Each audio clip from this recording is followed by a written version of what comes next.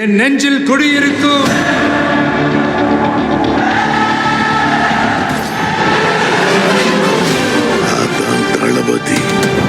உலக தமிழர்களுக்கு வணக்கம். நான் உங்கள் வெங்கிரத்னம். அரசியலை கடந்து இன்னைக்கு ஜாலியா ஒரு கிரிக்கெட் பத்திய அப்டேட். ஏன்னா அரசியலை பேசி பேசி பேசி நமக்கும் கொஞ்சம் போர் அடிச்சிருச்சு. நமக்கு ரொம்ப கிரிக்கெட் பிடிக்கும், அதுவும் இந்தியா பாகிஸ்தான் அப்படின்னாலே ரொம்ப ரசிப்பேன். அப்படிங்கிறதால இன்னைக்கு நம்ம இந்தியா பாகிஸ்தான் கிரிக்கெட் போட்டியை பத்தி பேச போறோம். விளையாட்டா பாருங்க ப்ரோ அப்படிங்கிறவங்களாம் அப்படியே ஓரமா போயிடுங்க, இந்த வீடியோ உங்களுக்கு இல்லை. ஏன்னா இந்த பாகிஸ்தான்காரனுங்களுக்கு இருக்கிற நக்கல் கூந்தல் இருக்கு தெரியுமா, அதுக்கு வாங்கின செருப்படி அப்படிங்கிறது தான் ரொம்ப முக்கியம். நம்மளும் விளையாட்டா பார்த்துட்டு போயிடலாம், அது ஒரு மேட்டர் கிடையாது. கிரவுண்ட்ல வந்து விளையாடுங்கடான்னா மேட்சுக்கு ஒரு வாரத்துக்கு முன்னாடியில இருந்து வாயாலேயே விளையாண்டுட்டு இருக்கானுங்க. எப்படி ஸ்டாலின் நான் அறுத்து தள்ளிட்டேன் 5 வருஷமா அப்படிங்கிற மாதிரி இவருங்க பாடுறா என்ன எங்ககிட்டே வா இந்த வாட்டி இந்தியா அப்படிங்கிறானு. புள்ள பூச்சிய கொடுக்க உடக்கி சிச்சி சிச்சி சிச்சி. அதுலயும் இந்த ஓப்பனிங் பேட்ஸ்மேன் ஒருத்தன் இருக்கான் பாருங்க, ஃபர்கான்னு. இவனுக்கெல்லாம் வாய் இல்லைன்னா நாய் தூக்கிட்டு போயிடும். இந்த நாய் என்ன தெரியுங்களா சொன்னிச்சு, பும்ராவோட கிரிக்கெட் வாழ்க்கையை இந்த மேட்சோட முடிச்சிருவாராம். இந்த மேட்ச்ல பும்ராவை அடிக்கிற அடியில பும்ராவோட கிரிக்கெட் வாழ்க்கையே முடிச்சிருவேன் அப்படின்னு சொல்லிட்டு பயங்கர பில்டப் ட்விட்டர்ல கூட போட்டிருந்தாரு. பும்ராவோட கதையை இதோட முடிக்க போறேன், ஏன்டா பும்ராவோட பிடிச்சி கடிக்க போறியா அப்படின்னு கூட நான் போய் ரீட்வீட் போட்டிருந்தேன். இதுல அப்படிதான் இவனுங்க வாய் கொஞ்சம் நெஞ்சம் இல்ல. இந்த சைம் ஐயூப்னு ஒருத்தன் இருக்கான் பாருங்க, ஆல்ரவுண்டர் தக்காளி. என்ன மாதிரி வாய்ங்கிற இதுக்கெல்லாம் ஆளு இவ்வளவு பெருசு இருக்கு, வாய் ஆனா இவ்வளவு பெருசு இருக்கு. இது என்ன தெரியுமா சொல்லிச்சு, பும்ரா ஓவர்ல 6 பாலுக்கு 6 6 அடிப்பாராம். டேய் என்னங்கடா நினைச்சிட்டு இருக்கீங்க? இப்படிதான் எதிரியை இலக்காரமா போட்டு இங்க அரசியல்லயும் ஒருத்தர் விரைவில் பலார்னு வாங்க போறாரு இந்த எலெக்ஷன்ல. அதே மாதிரி இந்த உஸ்மான் தாரிக்னு ஒருத்தன் இது கடந்துகிட்டு என்னமோ ரோட்ல தெருநாய் அடிக்கிற மாதிரி அடிச்சுட்டு இருக்கு. அதுக்கு பேர் பவுலிங்கா. அடிக்கிறது அச்ச பச்சையான மகா. இது அப்படியே நான் பாராட்டே அப்படின்னு சொல்லிட்டு இதுல பாகிஸ்தான் ரசிகர்கள் இருக்கானுங்களே, மேட்சுக்கு ஆரம்பிச்ச உடனே அபிஷேக் சர்மாவோட விக்கெட் உழுந்து போச்சு. என்ன செலிப்ரேஷனுங்கிறீங்க பாருங்க.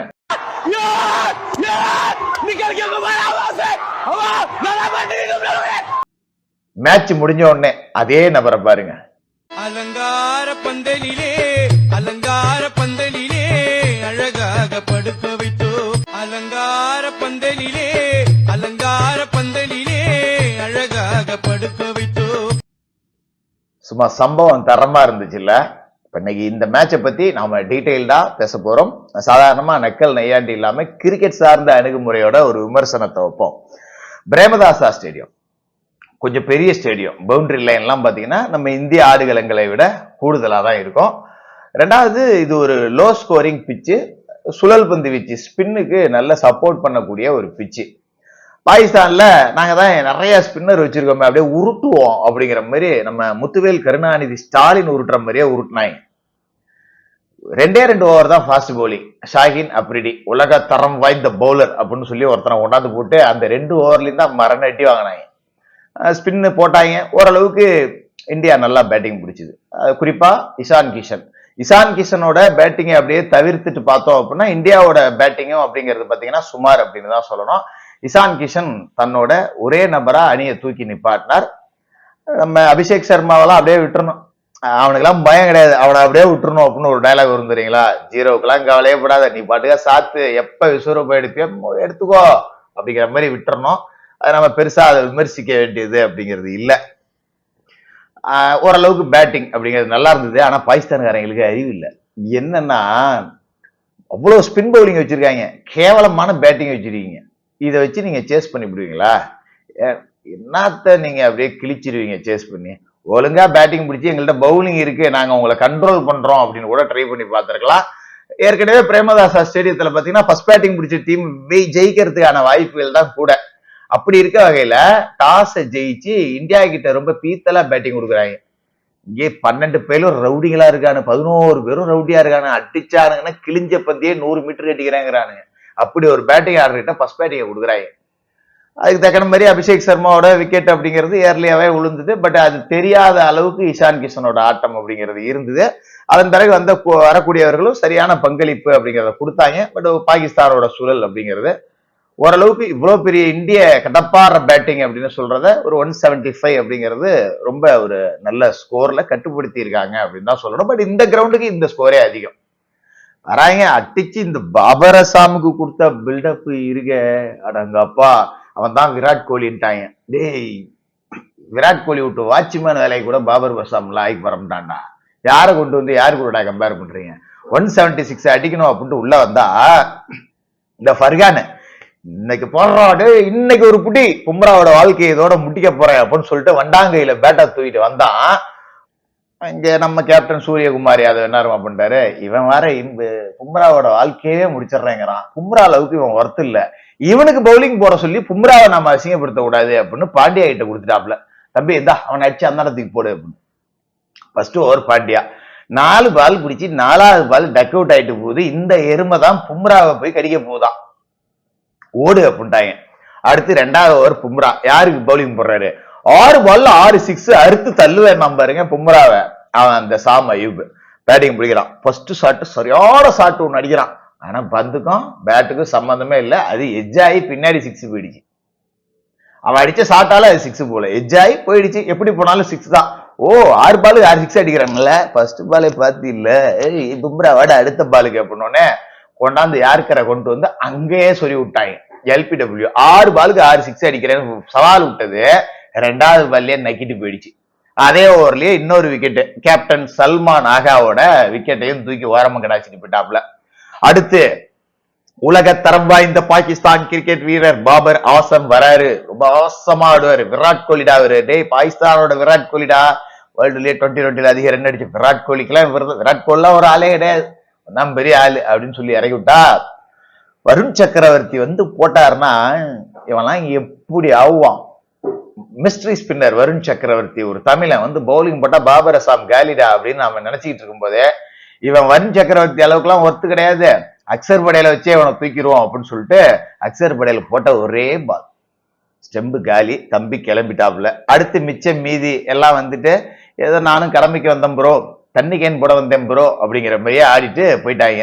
இதுல கொடுமை என்ன அப்படின்னு பாத்தீங்கன்னா, பெருசா ஒரு ஃபைட் அப்படிங்கிறதே இல்லாம சப்புன்னு போயிடுச்சு மேட்ச்.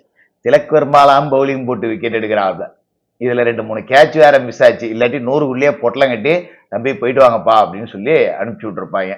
வரவன் போறவெல்லாம் நான் பெருசா இந்தியாவை கிழிச்சிருவேன், பாத்துருவேன், அறுத்துருவேன், தள்ளிடுவேன் அப்படின்னு ரகரகமா கதை பேசிட்டு உள்ள வந்து பேட்ல விளையாடுகிறான்னா, ப்ரோ நாங்க வாயில மட்டும்தான் ப்ரோ விளையாடுவோம், எங்களுக்கு பேட்டாலாம் விளையாட தெரியாது வச்சுங்களா அப்படின்னு சொல்லிட்டு போயிட்டே இருக்காங்க. ரிங்கு சிங்லாம் பவுலிங் போடுறாப்புல.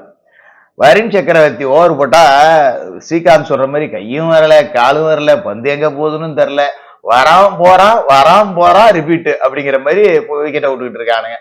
டேய் இவனுக்கு கூட விளையாட வந்தான் கருமோ அப்படின்னு. இதுல கொடுமையோட உச்சம் என்னன்னா, இந்தியாவுக்கும் எங்களுக்கும் பிரச்சனை, நாங்க விளையாட மாட்டோம் அப்படின்னு நைஸா கலந்துக்கலான்னு பார்த்தாங்க. ஆனா இலங்கை அதிபர் அனுரா ரொம்ப டெக்னிக்கா பேசி கூட்டு வந்துட்டான். டேய் நான் 7 தான்டா இருந்தேன், கௌரவம்னு கூட்டு வந்து எங்களை இப்படி அடிக்கிறீங்களேடா அப்படிங்கிற மாதிரி பாகிஸ்தானோட கதை ஆயிடுச்சு. இதுல ஜெயிச்சது இந்தியாவா இருந்தாலும் இந்த போட்டிக்கு பின்னால் ஜெயித்தது ஸ்ரீலங்கா தான். இந்த ஸ்ரீலங்காவில் இருக்கிற சோனிங்க இருக்கானுங்களே அடங்கப்பா, இவனுக்கு பாகிஸ்தானுக்காரனை விட பயங்கரமா முட்டு கொடுப்பானுங்க. இன்னைக்கு இந்தியன்ஸை நாங்க புழக்கிறோம், இன்னைக்கு ஒரு புடி அப்படின்னானுங்க. மேட்ச பாதி போன உடனே இப்படி வச்சுக்கிட்டானு, ஆஹா இனிமே போனா அடிப்பானுங்களே அப்படிங்கிற மாதிரி. அந்த லட்சணத்துல நீங்க எல்லாம் பாகிஸ்தானை நம்பி சவால் இல்லாமடா தம்பிங்களா அப்படிங்கிற மாதிரி பொழந்து கட்டிட்டாங்க. இப்ப இதுல மேட்ரு என்னன்னா, இந்திய அணி ஜெயிச்சிருச்சு. பாகிஸ்தானுக்காரன் ஊருக்குள்ள போகும்போது இதுக்கான ரிஃப்ளெக்ஷன் என்ன அப்படின்னு அவங்களுக்கு தெரியும். உள்ள விட்டுக்கிட்டு கக்கத்துல கட்டி வர்ற அளவுக்கு கட்டிப்பாங்க, செம்மட்டி வாங்க போறாங்க. ஆனா இந்த போட்டியில ஸ்ரீலங்கா ஜெயிச்சிருச்சு அப்படின்னு சொல்லலாம். ஏன் தெரியுமா? பாகிஸ்தானுக்காரன் விளையாட வரலன்னா இங்க நமக்கு வருமானம் வராது நாட்டுக்கு. இந்தியா பாகிஸ்தான் போட்டியை வச்சுதான் நாம கல்லா கட்டணும், டூரிசம் பார்க்கணும், எல்லா அறையும் புக் ஆயிடும் ஸ்ரீலங்காவில. இப்படி இருக்கு, எப்படியாவது விளையாட வச்சிருவோன்னு பாகிஸ்தானை சமாதானப்படுத்தி, அவன் தோல்வி பயத்தால விளையாட வராமே இருந்தான். அவனை வாடான்னு கூட்டு போய் கிட்னி எடுத்து விட்டாங்க. நேத்து உள்ள கூட்டு வந்து நேற்று ஸ்ரீலங்காவுக்கு பிளைட் டிக்கெட்டே கிடைக்கல 2-3 நாளா. எல்லா ஏர்வேஸும் ஃபுல்லு. ஸ்ரீலங்காவில எல்லா லாட்ஜ் எல்லா ஹோட்டல் அறைகளும் ஃபுல்லு. செம்ம காசு சம்பாதிச்சிட்டாங்க. இந்தியா பாகிஸ்தான் போட்டியில் வென்றது இந்தியா அப்படின்னா அதுக்கு பின்னாடி வர்த்தக ரீதியான வெற்றிய ஸ்ரீலங்காவுக்கு தான் கிடைச்சது. அந்த வகையில அனுரா ரொம்ப கரெக்டாவே செயல்பட்டு இருக்காரு அப்படின்னு சொல்லுவான். எவன் சம்பாரிச்சா என்ன, நமக்கு இந்த பன்றிஸ்தான் பன்றிகளை நம்ம இந்திய புலிகள் வேட்டையாடுவதை கண்டு ரசிக்க வேண்டிய ஒரு கண்கொள்ளா அற்புதமான காட்சி அப்படிங்கிறது கிடைச்சது. எனக்கு ஒரே ஒரு சந்தோஷம் இன்னும் வேண்டும். என்னன்னா, இந்த பங்காளிங்க இருக்காங்க, பங்காளிங்க இல்ல இவனுங்க பகையாளிங்க, இவனுங்க எப்படியாவது எங்கேயாவது ஜெயிச்சு கீச்சிட்டு தட்டி புத்தி ஒரு செமிலையோ இல்ல ஃபைனல்லையோ மறுபடியும் வாங்கடா 2வது கிட்னியோ எடுக்கணும், வா வா வா அப்படின்னு நம்பிக்கையோட அது வரும்னு எதிர்பார்த்துட்டு இருக்கேன். தொடர்ந்து பேசுவோம்.